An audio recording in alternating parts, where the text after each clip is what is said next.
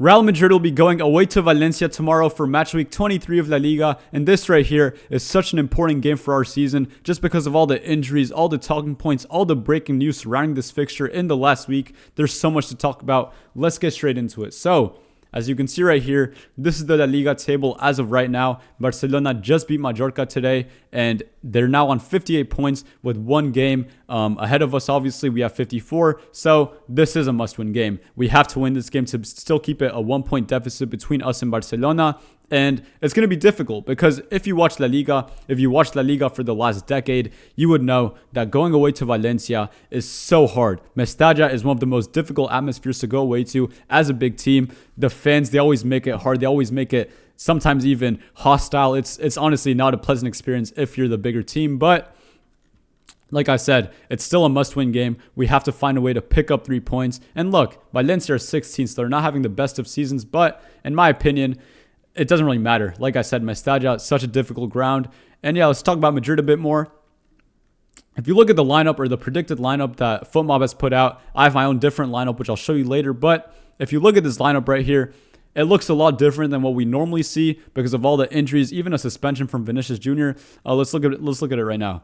Vinny obviously is suspended for this game. He got a 5th yellow card versus Rayo Vallecano, so he's going to be unavailable. And Rodrigo actually picked up an injury like a couple days ago. Like the medical report came out, he's going to be out for like 10 days, I believe. Obviously, Jude Bellingham, he's out for a month. So like I said, the predicted lineup looks so much different than what we normally want to see. I mean, just look at that front line. Arda Güler, Mastantuono, Brahim Diaz, and Mbappe. That's not what we normally see. So it's going to be interesting to see how Arbeloa lines this team up.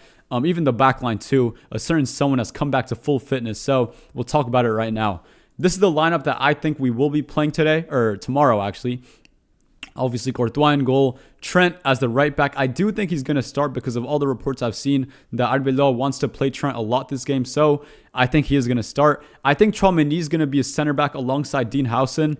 Obviously, you guys know that Asensio has been playing with an injury for the last week, 2 weeks, even a month actually. He's been playing with an injury for a while. So I think going away to Mestalla, it's not the right place you want to send someone who's currently dealing with an injury. So I think that Asensio is going to sit out this game and Tchouaméni will be playing in that center back position. And then on the left-hand side as the left back, it will be Carreras. I mean, it should be Carreras because I have seen some reports in the last week that apparently Arbeloa prefers Camavinga in that position over Carreras, but I personally think Carreras is our best option. And then moving on to the midfield now, we have Valverde and Camavinga forming a double pivot. Now that Trent should be back, we want to see Valverde back in the midfield. And obviously, Tchouaméni, he should be filling up the center back position. So I think Camavinga is going to be filling up that double pivot with Valverde. And then just ahead of them, Arda Güler.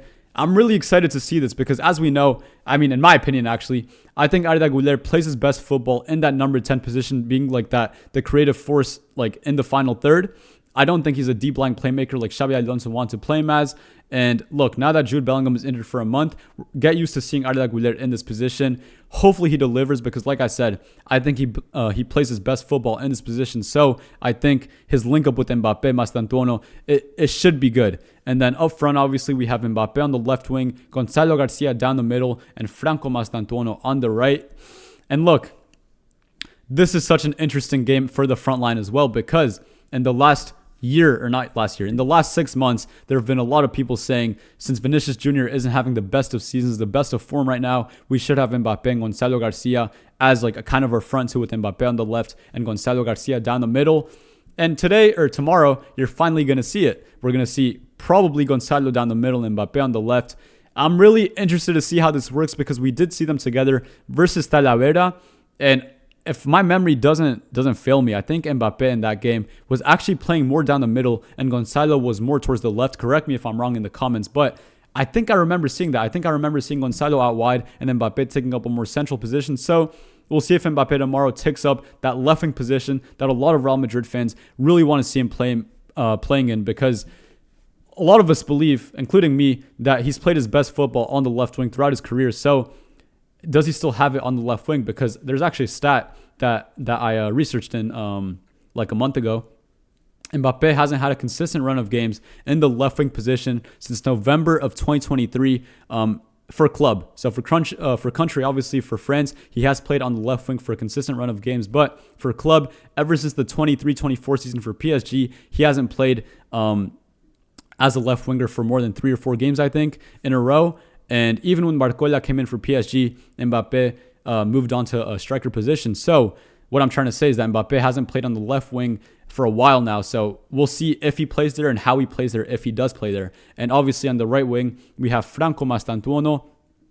In my opinion, he hasn't been great whatsoever in the last 2 weeks against both Benfica and against Rayo Vallecano. When we won that game, I thought Franco Mastantuono was completely ineffective in those games. Hopefully, he can perform now. I mean, he's really our only option for this position besides Brahim Diaz, but honestly, I'd rather have an out-of-form Mastantuono than a Brahim Diaz whose confidence is literally on the floor after AFCON. I want to see Mastantuono over Brahim Diaz. Yeah, I mean, this front line, we could either see something amazing or really poor because these guys, they're young players besides Mbappe.